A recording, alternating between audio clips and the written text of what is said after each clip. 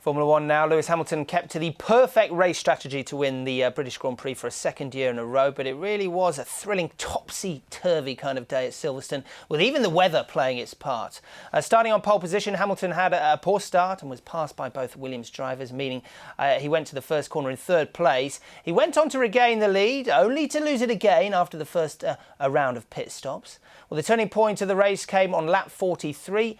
Rain was beginning to fall on some, but not all of the track. Hamilton and his team took the brave decision to bring him in and switch to intermediate tyres, hoping that the rain would fall. It turned out to be the right decision and enabled the Mercedes driver to take advantage, full advantage of the rest of the field, eventually finishing 10 seconds ahead of the rest, and so claim a third Silverstone triumph. Well, for more reaction to what was a very eventful British Grand Prix and a look at what it means for the drivers' standings, our reporter Adam Reed joins me now. Lewis Hamilton got his championship back on track, really. It really was a great performance by Lewis. He started on pole, lost.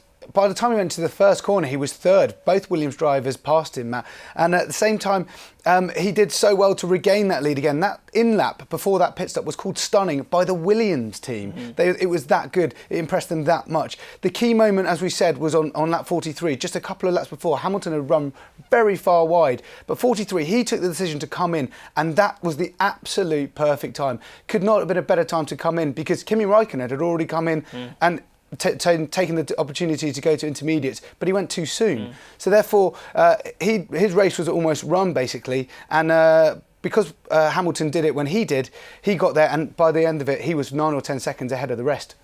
And in terms of the overall drivers' standings now, how does this leave us? Well, basically, Hamilton had lost ground in the last couple of weeks because Rosberg had performed so well. So this win has increased his lead back up to 17 points. But I think in the wider context of things, he had his wobbles last year.